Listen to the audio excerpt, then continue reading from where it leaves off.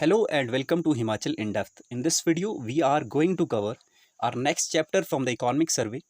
In this video, we are particularly going to cover the chapter 3, 1, 2, 3. These are three chapters which I am going to cover in this video. So these are the important chapter from the examination point of view. This video is presented by me. My name is Vishal. Let's get started. सबसे पहले chapter 1 की बात करें तो इसमें India की economy का जिक्र हुआ है, साथ में हिमाचल की इकोनॉमी का जिक्र हुआ है। इस तरह से इंडिया की इकोनॉमी ओवर द 2 और 3 ईयर्स पास 2 और 3 ईयर्स में किस तरह से ग्रो हुई है, उसका कंपैरिजन हिमाचल की इकोनॉमी के साथ, हिमाचल में जो पर कैपिटा इनकम है उसका और स्टेट का या फिर सेंटर का किस तरह से हमारा कंपैरिजन है, उसको इस पर्टिकुलर वीडियो में डिस्कस करेंगे। एग्रीकल्चर, एलाइड सर्विसेज या फिर आपका मैन्युफैक्चरिंग सेक्टर किस तरह से कंट्रीब्यूट कर रहा है आपके इकोनॉमी में, उसको डिस्कस करेंगे। सबसे पहले देखेंगे हम ओवरव्यू ऑफ इंडियन इकोनॉमी। देखिए, इंडियन इकोनॉमी की ओवरव्यू की बात करें तो हमारे इकोनॉमिक सर्वे का कुछ एक डाटा हम पे लिखा हुआ है कि हम जो इंडिया की इकोनॉमी है हमारे पास, वो हमको इस साल दुनिया की 5वीं बड़ी इकोनॉमी बनती हुई दिख रही है। मतलब भारत की इकोनॉमी दुनिया की 5th लार्जेस्ट इकोनॉमी जो है बन गई है। नॉमिनल जीडीपी की बात की जाए तो हमारा एस्टिमेट है कि हम जो है उस साल 2000 या मार्च 2023 तक हमारे पास 3.5 ट्रिलियन की हमारी इकोनॉमी हो जाएगी। उसका जीडीपी ग्रोथ रेट की बात करें इंडिया की, तो इंडिया का जो एक्सपेक्टेड है, चलो पहले पिछले साल का देख लेते हैं। लास्ट ईयर इंडिया ने 8.7% ग्रोथ रेट के साथ जो है ग्रो किया है, लेकिन इस साल भारत हमारा जीडीपी जो है 7% के साथ ग्रो करने की उम्मीद इस तरह से इस पर्टिकुलर सर्वे में दी गई है कि भारत जो इस साल 7% के साथ ग्रो कर सकता है। अब सेक्टर वाइज देख लेते हैं कि कौन सा सेक्टर किस तरह से परफॉर्म किया। देखिए, सबसे पहले देखें कि हमारे पास प्राइमरी सेक्टर किस तरह से परफॉर्म किया, सेकेंडरी सेक्टर, टर्शियरी सेक्टर। इन सब को देखने से पहले हमारे पास ये 2020-21 का जो साल है, ये इसका जो इम्पोर्टेंस है वो इस तरह से, क्योंकि इस साल लॉकडाउन रहा, पैंडेमिक के कारण हमारा प्राइमरी जितने भी सेक्टर इकोनॉमी के हैं सब जो है बहुत ही बैडली इम्पैक्ट हुए। लेकिन सबसे ज़्यादा जो हमारे पास यहाँ पे सर्विस सेक्टर देख सकते हैं कि साल 2020-21 में कितनी परसेंट के साथ ग्रोथ इसने जो है, नेगेटिव ग्रोथ इसने 7.8% की नेगेटिव ग्रोथ रजिस्टर की। उसी तरह से अगर बात करें सेकेंडरी की तो नेगेटिव ग्रोथ रेट जो है वो हमको सेकेंडरी सेक्टर में भी देखने को मिलती है, लेकिन 3.8% के साथ। थोड़ा सा हम प्राइमरी सेक्टर के बारे में देखेंगे तो देखेंगे कि 2.7, क्योंकि फिर से नेगेटिव ग्रोथ रेट हमको 20-21 में देखने को मिलती है। 2, 3 और 7 नेगेटिव ग्रोथ रेट हमको 2020-21 में हमारे इकोनॉमी के हर सेक्टर में देखने को मिल रही है। अगर हम बात करें नेक्स्ट ईयर की 2021-22 की, तो हम यहाँ पे हल्का सा इंप्रूवमेंट देखते हुए हम इकोनॉमी जो है वो रिकवरी की तरफ हमको देखने को मिल रही है। तो इसी तरह से देखा जाए तो हमारा जो प्राइमरी सेक्टर है वो 7.3% के साथ ग्रो करता हुआ हमको 2021-22 में देखने को मिला, और हमारा सेकेंडरी सेक्टर 9.7 के साथ और टर्शियरी हमारा 9.3 के साथ। 2022-21 का जो हमारे पास एडवांस एस्टीमेट है उसके अकॉर्डिंग हमारा जो प्राइमरी सेक्टर है, देखिए उसमें गिरावट है, हमको 3% की गिरावट देखने को मिलेगी। उसके साथ साथ 9.7 से हमारा सेकेंडरी सेक्टर 6.6 की तरफ जो हमको इसमें भी गिरावट देखने को मिल रही है। लेकिन हमारा जो टर्शियरी सेक्टर है उसमें हमको कोई गिरावट, कोई इंक्रीज़ या कोई डिक्रीज़ इसमें देखने को नहीं मिल रहा है। तो हमारे पास ये 9.3 के साथ टर्शियरी सेक्टर 2021-22 के साथ साथ 2022-23 में हमको इसी रेट के साथ ग्रो करता हुआ दिख रहा है। ये हमको ग्रोथ हिमाचल की इकोनॉमी की देखने को मिलेगी इस साल। अगर हम बात करें GVA, growth at basic price, देखिए जीवीए का मतलब है ग्रॉस वैल्यू एडेड। हर जितना भी सेक्टर है कुछ एक यहाँ पे मेंशन है, जैसे फॉर एग्जांपल फिर से हम 2020-21 का डाटा यहाँ पे लेंगे, उसके कंपैरिजन में देखेंगे कि 2021-22 में सेम सेक्टर या सब सेक्टर और 2022-23 में उन सब सेक्टर ने किस तरह से ग्रो किया। सबसे पहले हम देखते हैं 2020-21 का, तो यहाँ से हम देख सकते हैं कि हमको ये जो येलो में है, ये येलो कलर में जिसकी ग्रोथ रेट बहुत ही सबसे पुअर जिसने परफॉर्म किया -20.2%, ये कौन सा था हमारे पास, ट्रेड, होटल और ट्रांसपोर्ट के सबसे हमारे पास क्या है, सबसे अधिक जो नेगेटिव ग्रोथ रेट हमको जीवीए के उसमें देखने को मिलती है बेसिक प्राइस पे, तो वो हमारे पास है होटल, ट्रेड और ट्रांसपोर्ट की। लॉकडाउन के कारण होटल बंद थे, आपका ट्रांसपोर्टेशन बंद थी और आपका ट्रेड में भी उस तरह से जो हमको गिरावट देखने को मिली, उसी वजह से हमारे को यहाँ पे जो है वो डिक्रीज देखने को मिलता है। अगर यहाँ पे बात करें तो आप ये देख सकते हैं कि 0 से ऊपर हमारे पास सिर्फ 2 सेक्टर जो है हमारे को पॉजिटिव ग्रोथ रेट जो है वो 2020-21 में देखने को मिल रही है। अब ये कौन कौन से हैं, देखिए एग्रीकल्चर और फॉरेस्ट्री फिशिंग जो हमारे को 3.3 के साथ पॉजिटिव ग्रोथ रेट दिखाता हुआ दिख रहा है। उसके साथ साथ फाइनेंशियल और रियल एस्टेट ने भी 2% की ग्रोथ रेट हमको पॉजिटिव ग्रोथ रेट जो है वो दिखाई। बाकी हमारे पास जितने भी सब सेक्टर्स हैं इकॉनमी के, उन्होंने हमको नेगेटिव ग्रोथ रेट दी। सबसे ज़्यादा नेगेटिव हमको देखने को मिली ट्रेड, होटल और ट्रांसपोर्टेशन में। चलिए जी, आगे बात करें 2020 21-22 में हल्की सी रिकवरी हमको देखने को मिलती है सब सेक्टर में। हर एक सेक्टर जो पॉजिटिव ग्रोथ रेट हमको दिखता हुआ यहाँ पे मिल रहा है कि पॉजिटिव दिखा रहा है ग्रोथ। उसके साथ अगर बात करें 22-23 में, इंपॉर्टेंट है यहाँ से इस साल से पूछे जाने की प्रोबेबिलिटी कि यहाँ पे भी आप देख सकते हैं कि सबसे ज़्यादा जो हमको पॉजिटिव ग्रोथ है वो होटल या फिर ट्रेड और ट्रांसपोर्टेशन में देखने को मिल रही है, दैट इज़ 13.7%। बाकी जितने भी हमको पॉजिटिव ग्रोथ 2022-23 में भी हमको देखने को मिल रही है। अगर हम बात करें कंपैरेटिव ग्रोथ की, देखिए कंपैरेटिव ग्रोथ का मतलब है कि हम ग्रोथ रेट को कंपैरिजन करेंगे। हमारी जो हिमाचल की ग्रोथ रेट थी उसको नेशनल या फिर हमको इंडिया की ग्रोथ रेट से किस तरह से कंपैरिजन रहने वाला है, वो इस पर्टिकुलर चार्ट में हमको देखने को मिल रहा है। फॉर एग्जांपल अगर हम बात करें कि हमारी जीडीपी जो है ग्रोथ रेट उसका 2011-12 के बेस प्राइस पे अगर हम स्टेट का भी जीडीपी देखें और सेंटर का जीडीपी भी देखें या फिर इंडिया का जीडीपी भी देखें, तो उसमें किस तरह का डिफरेंस हमको देखने को मिल रहा है वो इस पर्टिकुलर चार्ट में हमने रिप्रेजेंट किया हुआ है। हम 2019-20 में जाएंगे इस चार्ट को समझने के लिए, जब हमारा हिमाचल जो है वो 4.1% की ग्रोथ रेट हमको करता हुआ दिख रहा है, और उसके कंपैरिजन में इंडिया की बात करें तो 3.7% ग्रोथ रेट हमारा इंडिया भी हमको यहाँ पे दिखता हुआ ग्रो करता हुआ दिख रहा है। अब देखिए 2020-21 में हमको फिर से वही सिनेरियो है, कोविड-19 या फिर आप कह सकते हैं कि पेंडेमिक का ईयर था, तो हमको यहाँ पे जो हमारी ग्रोथ रेट थी वो डिक्रीज़ हुई या वो गिर गई, और हमने हिमाचल में पर्टिकुलरली देखा जाए तो -3% की हमको नेगेटिव ग्रोथ रेट देखने को मिलती है। अब हम इंडिया की बात करें तो इंडिया में भी उस साल हमको -6.6% की नेगेटिव ग्रोथ रेट जो है वो देखने को मिली, जब हमने 2021 का जो डाटा हमको देखने को मिलता है, या सॉरी 2020-21 का जो डाटा है उसमें हमको ये 2020-21 की है, 2020-21 का डाटा ही। अब हम अगले साल की बात करें यानी कि 21-22 की, तो 21-22 में हम देखते हैं कि हमारा जो हिमाचल है उसने जो ग्रोथ रेट रजिस्टर की है वो है 7.6%, और इंडिया की growth rate 8.7% at constant prices. इस साल या फिर नेक्स्ट ईयर जो हमको उम्मीद है कि एडवांस एस्टीमेट जो हमारा कि कितनी ग्रोथ रेट हमको हिमाचल में देखने को मिल सकती है, तो वो है 6.7% का टारगेट, और इंडिया की हमको 7%। देखिए इसमें सबसे इंपॉर्टेंट जो फैक्टर है ये है कि आपको सबसे पहले तो 2020-21 का डाटा दैट इज़ -3 और -6.6 जो है ये पता होना चाहिए कि हिमाचल ने -3% की ग्रोथ रेट दिखाई थी नेगेटिव में, और उसी तरह से इंडिया ने -6.6% की नेगेटिव ग्रोथ रेट दिखाई। रिकवरी की बात करें तो 21-22 में हिमाचल की रिकवरी 7.6% के साथ ग्रो किया, और इंडिया उससे थोड़ा सा ज़्यादा 8.7% के साथ ग्रो किया। ये हमारी ग्रोथ रेट पास्ट ईयर की है, मतलब इतना हमने ग्रो किया। इस साल का एडवांस या इस साल का टारगेट हमारा हिमाचल का है 6.4% का ग्रोथ रेट का, और इंडिया का हमारे को देखने को मिलता है 7% के ग्रोथ रेट। ये था हमारा कंपैरेटिव ग्रोथ रेट। 3 साल का डाटा हमको या फिर 4 साल का डाटा आपको कंपैरेटिव ग्रोथ के लिए पता होना चाहिए। अब रिकवरी की बात करें तो चाहे हमारा इंडिया है चाहे हमारा हिमाचल प्रदेश है, दोनों ने वी शेप रिकवरी जो हमको देखने को मिली है दोनों के केसेस में। नेक्स्ट बात करते हैं पर कैपिटा इनकम का क्या ट्रेंड रहा है, स्टेट में किस तरह से पर कैपिटा इनकम जो है हमको देखने को मिली है। अगर करंट प्राइसेस की बात करें तो हमारे पास देखिए सबसे पहले आप यहाँ पे देख सकते हैं कि 2021-22 का जो फर्स्ट रिवीजन हमारे को देखने को मिल रहा है, तो उसमें ये जो ब्लू कलर से हमको मेंशन है ये इंडिया की, और ग्रीन कलर से हमारे पास हिमाचल की जो है वो पर कैपिटा इनकम है। सबसे पहले ऑल इंडिया की बात करें तो हमारे पास 1.7 लाख जो है ये इंडिया का फर्स्ट रिवीजन 2021-22 का हमको देखने को मिल रहा है। इंडिया की बात करें तो हिमाचल की बात करें तो हिमाचल का था 2,01,271 रुपये पर कैपिटा इनकम। उसके साथ अगर हम इसको देखें कि इस साल जो हमारे पास 2022-23 का एडवांस एस्टीमेट जिसको कह सकते हैं कि भारत जो है वो हमारे पास 1,70,000 के करीब हमको पीसीए देखने को मिलेगा, लेकिन इंडिया का हमारे को या हिमाचल का हमको 2,22,227 रुपये जो हमारे पास पर कैपिटा इनकम है। और पर कैपिटा इनकम की ग्रोथ रेट की बात करें तो ये पर ग्रोथ रेट किस तरह से रजिस्टर हुई है। देखिए 2019 की बात करें 20 की, तो हिमाचल की जो पर कैपिटा इनकम की ग्रोथ रेट थी वो 6.7% थी, और इंडिया की 4.9%। अब फिर से डिक्रीज़ हुआ तो हिमाचल की होगी हमारे पास 4.6% और इंडिया ने 4% नेगेटिव ग्रोथ रेट जो दोनों ने दिखाई पर कैपिटा इनकम में।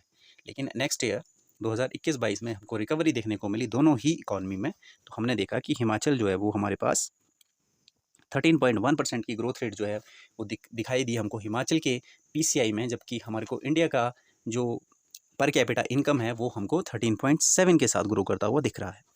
अब इस साल के एडवांस एस्टीमेट 2022-23 के साथ इंडिया का जो हिमाचल का है वो 10.4% का, मतलब उसमें ग्रोथ रेट में कमी आएगी और 10.4% के साथ ग्रो करेगा, जबकि इंडिया का हमारे पास 18.3% के साथ हमको ग्रो करता हुआ दिख रहा है पर कैपिटा इनकम। देखिए, पर कैपिटा इनकम में हमको ये भी याद रखना है कि पीसीआई जो पर कैपिटा इनकम है, अगर हम बात करें 2011 की, 2011-12 का हमने बेस ये लिया है। देखिए, इस समय हमारे पास हिमाचल का था 87,721 रुपीज़ और इंडिया का 63,462। लेकिन जब तक इंडिया ने यहाँ तक पहुँचते हुए इंडिया ने लगभग 163% जो है, सॉरी 169% का ग्रोथ रेट हमको देखने को मिला है। लेकिन हिमाचल का जो पर कैपिटा इनकम है उसमें ग्रोथ रेट महज 153 या 153% ही देखने को मिली है। इसका मतलब ये हुआ कि पी पर कैपिटा इनकम की ग्रोथ रेट अगर 2011-12 से देखी जाए तो इंडिया में वो ज़्यादा हुई है। भारत के केस में ये इंडिया की पर कैपिटा इनकम 169% के साथ ग्रोथ रेट की है, जबकि हिमाचल जो है उसके थोड़ा सा कम 153% ही ग्रो कर सका है। अगर बात करें हम per capita income at current के बारे में, तो हमारे को 126, ये देख लीजिए आप, ये हमारे पास हिमाचल की बात करें तो यहाँ से हमको इंडिया और हिमाचल का कंपैरिजन यहाँ से देखने को मिल रहा है। अब हम बात करेंगे, नेक्स्ट हमारे पास है हिमाचल की इकॉनमी का किस तरह से ओवरव्यू है। सबसे पहले जीडीपी की बात करें हिमाचल की या करंट, ठीक है जी, जिसको कि जीएसडीपी या करंट की बात करें तो 2021-22 में हमारे पास लाख में ये 1,55,251 लाख। उसके बाद ही अगर ये 170,16269 लाख जो हमको देखने को मिली 2021-22 में, और ये बढ़ करके अभी 195,404 जो हमको 2022-23 में देखने को मिल रही है। तो अब ग्रोथ रेट की बात करें, अगर यहाँ से यहाँ की बात करें तो ये हमारे पास 13.5% के साथ ग्रो किया है, और 2021 से 22 का कंपैरिजन करें तो 10% 9 के साथ ये ग्रो करेगा। इस तरह से हमारा एडवांस एस्टीमेट हमको इस साल के इकोनॉमिक सर्वे से हमको देखने को मिल रहा है। तो आपको ये याद रखना है कि 2020-21 से अगर देखा जाए तो कंपैरिजन हमारे पास 13-13.5% की ग्रोथ रेट हमको देखने को मिली है, जबकि हिमाचल की 2021-22-23 में हमको पिछले साल के कंपैरिजन में थोड़ी सी कम, लगभग 11%, दैट इज 10.9% की ग्रोथ रेट हमको यहाँ पे देखने को मिले। अब बात करें कि जिस तरह से ग्रॉस स्टेट डोमेस्टिक प्रोडक्ट का एनालिसिस करें तो हमारे पास देखिए कांस्टेंट प्राइस पे हमने करंट प्राइस पे देख लिया, लेकिन कांस्टेंट प्राइस की बात करें तो 2020-21 में 117, 2022 में हमको 126 लाख और 100 अपने पास एक 134,567 लाख जो हमको देखने को मिल रही है, ये हमारी कांस्टेंट प्राइस पे। अब फिर से वैसे देखें कि ग्रोथ रेट कितनी है, comparative growth rate successive years के बीच में, तो देखिए 2020-21 से 2000 अगर हम 21-22 की बात करें तो ये है 7% ग्रो हुआ है, मतलब इसके कंपैरिजन में 7% ग्रोथ रेट हमको देखने को मिली है। नेक्स्ट ईयर हमकी ग्रोथ हमको देखने को मिलेगी 6.4, और यही ग्रोथ रेट हमारी जो है एक्सपेक्टेड ग्रोथ हिमाचल की जीडीपी की है, जो कि कांस्टेंट प्राइस पे हमको देखने को मिलती है। कांस्टेंट प्राइस की जीडीपी की ग्रोथ रेट हुए उसको ही हम हिमाचल की जीडीपी ग्रोथ रेट मानते हैं, जो कि हमारा टारगेट भी है 6.4% और इंडिया का टारगेट है 7.0%।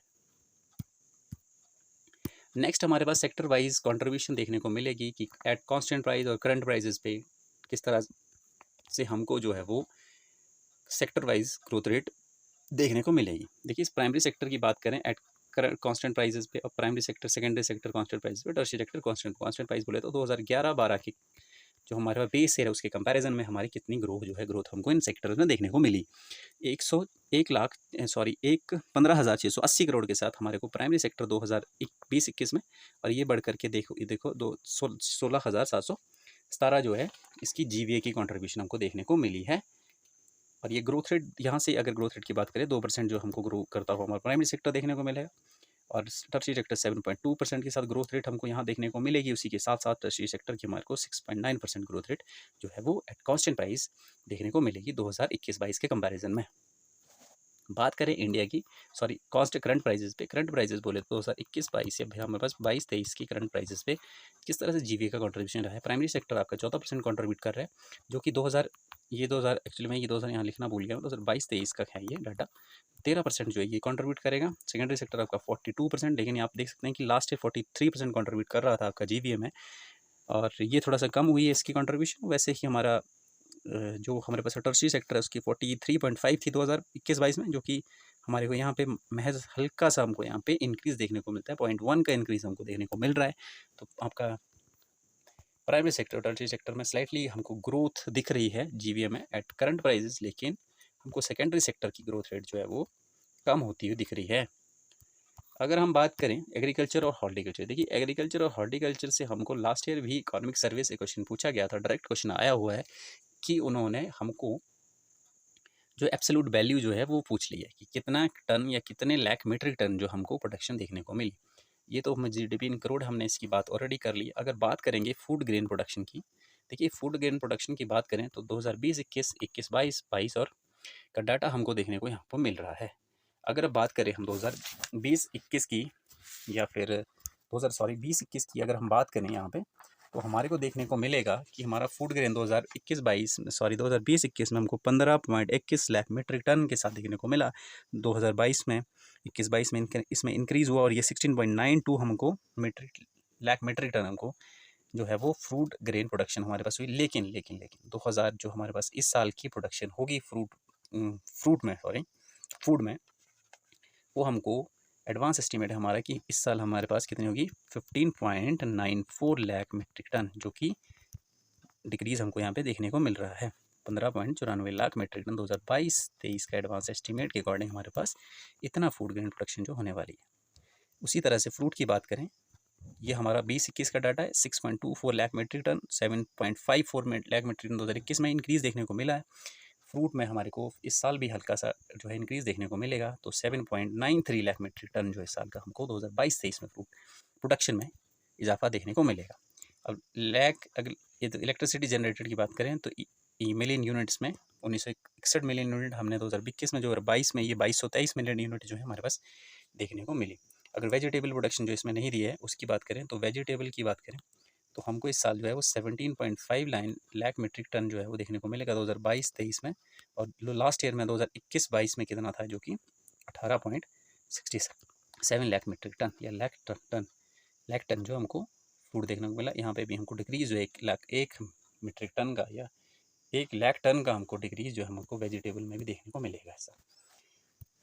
अब हमारी बात है नेक्स्ट एम्प्लॉयमेंट जनरेशन। देखिए सेक्टर को हर एम्प्लॉयमेंट जनरेशन सेक्टर वाइज का क्या मतलब हुआ, देखिए हिमाचल में या इंडिया में आप देखें तो हर एक सेक्टर में एम्प्लॉयमेंट जो है वो जनरेट होती है, या फिर यूँ कहें कि हमारा जो एग्रीकल्चर है उसमें कितना हमारे पास एम्प्लॉयमेंट वो देता है, या फिर आपका जीवीए में कितना कंट्रीब्यूट करता है, ग्रॉस वैल्यू एडेड जो आपका उसमें कितना कंट्रीब्यूट कर रहा है हिमाचल का प्राइमरी सेक्टर एग्रीकल्चर। इसमें आपका एग्रीकल्चर के सब सेक्टर्स हैं, फिशरीज़ हैं, इस तरह से आपके जो प्राइमरी सेक्टर है वो कितना कंट्रीब्यूट कर रहा है आपका, पहले तो जीवीए में, उसके बाद एम्प्लॉयमेंट जो है कितनी प्राइमरी सेक्टर में एंगेज है हमारी, सेकेंडरी की में उतनी कितनी है, सेकेंडरी कितना एम्प्लॉयमेंट कंट्रीब्यूशन है, और टर्शरी का भी कितना कम है। अगर बात करें हम इस साल की 2022-23 की, तो 38% जो हमको यहाँ पे देखने को मिला है। और अगर बात करें हम इस साल की सेकेंडरी सेक्टर की, तो 43.07 के साथ जीवी कंट्रीब्यूशन है इसकी, 43.55% जीवी contribution is from tertiary sector. But employment अभी भी आप देख सकते हैं कि प्राइमरी सेक्टर में लगभग 57% जो एम्प्लॉयमेंट हमारे प्राइमरी सेक्टर देखने को मिलता है। इसलिए हमको चाहिए कि प्राइमरी सेक्टर में या तो जितनी ज़्यादा देखिए प्रोडक्शन इतनी कम कंट्रीब्यूशन, लेकिन एम्प्लॉयमेंट बहुत ज़्यादा प्राइमरी सेक्टर में निर्भर है। तो सरकार को चाहिए कि एग्रीकल्चर जो इसके एलाइड सर्विसेज हैं उनमें जो है नई स्कीम सरकार लेके आ रही है, और सरकार को पता है कि ज़्यादा इंगेजमेंट हमको इस सेक्टर में देखने को मिल रही है, तो प्रोडक्शन या प्रोडक्टिविटी जो है इस तरह से एनहेंस की जाए इस सेक्टर की, उसमें भी सरकार काम कर रही है। और 19.9% या फिर कहें 19 लोग 100 लोग काम कर रहे हैं, तो 57 आपके प्राइमरी सेक्टर में, 19 या 20 लगभग आपके सेकेंडरी सेक्टर में, 22 के करीब आपके टर्शरी सेक्टर में एंगेज हैं। अगर यूँ बात करें हम इंडिया की, तो इंडिया के कंपैरिजन में इंडिया में प्राइमरी सेक्टर में हमारे पास जो कंट्रीब्यूशन है वो 21% जीवीए का कंट्रीब्यूशन है, और एम्प्लॉयमेंट हमारे पास लगभग 45 लोग जो है वो प्राइमरी सेक्टर में एम्प्लॉयड है। इसी तरह से अगर बात करें सेकेंडरी सेक्टर की, तो 26% आपका जीवीए में कंट्रीब्यूशन जो है हमारे पास सेकेंडरी सेक्टर से आती है, और लगभग 24% आपकी एम्प्लॉयमेंट जो आपका सेकेंडरी सेक्टर इसमें प्रोवाइड करता हुआ हमको दिखाई देता है इंडिया के कॉन्टेक्स्ट में। और 52% हमको जीवीए में या फिर कंट्रीब्यूशन आपका टर्शरी सेक्टर देखने को मिलता है, और सर्विस सेक्टर भी कहते हैं जिसे, और इसमें हम लगभग हमारे पास 29% जो हमको इंडिया का यूथ या इंडिया की एम्प्लॉयमेंट इस सेक्टर में देखने को मिलेगी। अगर जीवी की बात करें तो उस मैन्युफैक्चरिंग सेक्टर में सबसे अधिक जो हमको देखने को मिलता है वो मैन्युफैक्चरिंग से है, और इलेक्ट्रिसिटी इसमें मैन्युफैक्चरिंग है, कंस्ट्रक्शन है सेकेंडरी सेक्टर में बात करें, ट्रांसपोर्टेशन है, स्टोरेज है। इस तरह से आपको जो है वो हर डिफरेंट सब सेक्टर जो आपका कंट्रीब्यूट करता हुआ दिखेगा। अगर नेक्स्ट हम बात करेंगे, देखिए चैप्टर थर्ड में फिस्कल जो हमारे पास स्टेट की प्रोफाइल है किस तरह से रहेगी। फिस्कल प्रोफाइल का मतलब ये है कि सरकार का रेवेन्यू कितना है और सरकार का एक्सपेंडिचर कितना है। रेवेन्यू भी आपके दो टाइप के होते हैं, कैपिटल या फिर एक आपका रेवेन्यू जो होता है वो रेवेन्यू रिसिप्ट आपका किस तरह से होता है, कैपिटल रिसिप्ट और रेवेन्यू रिसिप्ट। रेवेन्यू रिसिप्ट और कैपिटल रिसिप्ट दो प्रकार के रेवेन्यू आपको देखने को मिलते हैं। उसी तरह से आपका जो एक्सपेंडिचर होता है वो रेवेन्यू एक्सपेंडिचर और कैपिटल एक्सपेंडिचर के रूप में हमको देखने को मिलता है। ये क्लियर डिस्टिंक्शन है किस तरह से आपका इकोनॉमिक में रेवेन्यू और एक्सपेंडिचर को हमने डिफ्रेंशिएट या यूँ कैटेगराइज किया हुआ है। अगर बात करें हिमाचल की प्रोफाइल के बारे में, तो हिमाचल में हमको यहाँ पे देखने को मिलता है कि फिस्कल इंडिकेटर है क्या। देखिए रेवेन्यू रिसीट की बात करें तो हिमाचल में रेवेन्यू रिसीट हमारे पास है इस साल 36 करोड़ के करीब हमको रेवेन्यू रिसीट जो देखने को मिल रही है। अब इस रेवेन्यू रिसीट में भी हमारे पास देखिए रिसीट में पार्ट टैक्स इसमें आता है अपने पास, स्टेट का जो स्टेट का खुद का टैक्स है, सेंटर का टैक्स शेयर का, या फिर आप यूँ कहें कि जो सेंटर टैक्स में स्टेट का शेयर है वो इसमें रेवेन्यू रिसीट में आता है। उसके तरह से स्टेट का अपना जो खुद का टैक्स स्टेट इम्पोज करती है उसको भी हम रेवेन्यू रिसीट में काउंट करेंगे। और कुछ एक ग्रांट इन एड जो सरकार को या डिफरेंट जो है वो मिलती है सेंट्रल गवर्नमेंट की तरफ से, उसको हम जो हमारे पास वो रेवेन्यू रिसीट का पार्ट होती है। तो ये पास हमारे पास रेवेन्यू। अब इसमें भी देखें रेवेन्यू रिसीट में हमारा सबसे ज़्यादा हमको देखने को मिलता है कि जो सरकार के खुद के जो सरकार के पास जो रेवेन्यू, अगर हम रेवेन्यू रिसीट की बात करें तो हमको यहाँ पे देखने को मिलता है कि सरकार के अपने खुद के जो रेवेन्यू रिसीट में टैक्स का शेयर है वो लगभग 17 करोड़ के करीब है, और आपके पास ग्रांट इन एड है वो 15 करोड़ है। मतलब इसका मतलब क्लियर है कि सरकार की जो टैक्स रेवेन्यू है जो सेंटर टैक्स को भी इंक्लूड करेंगे उसकी वैल्यू जो इस साल ज़्यादा। हम अगर बात करें लास्ट ईयर की तो पिछले साल 2021-22 में हमको रेवेन्यू रिसीट में जो ग्रांट इन एड है उसका शेयर जो है वो ज़्यादा देखने को मिला था। अब बात करें हम डिसइन्वेस्टमेंट है सरकार की, कुछ एक रेवेन्यू किस तरह से सरकार जो है वो गेन करती है डिसइन्वेस्टमेंट या कहीं पे उसके बाद रिकवरी, कहीं पे लोन दिया उसको रिकवर करिए स्टार्ट, तो इस तरह ये सरकार की क्या कमाई है। ठीक है जी। अब बात करें सरकार के एक्सपेंडिचर की, तो एक्सपेंडिचर भी हमारे पास रेवेन्यू कैपिटल एक्सपेंडिचर के रूप में हमको देखने को मिलता है। उसके साथ लोन डिसबर्स में सरकार पैसा देती है, कभी कभी सरकार के द्वारा लोन लिया होता है उसका इंटरेस्ट भी पे करती है सरकार। तो ये हमारे पास इस तरह से खर्चे हमको देखने को मिलते हैं। अगर हम बारे रेवेन्यू एक्सपेंडिचर की, तो हमको लगभग रेवेन्यू एक्सपेंडिचर टोटल एक्सपेंडिचर हमारे पास सरकार का दिया हुआ है कि 51 करोड़ जो है हमको यहाँ पे टोटल एक्सपेंडिचर देखने को मिलता है।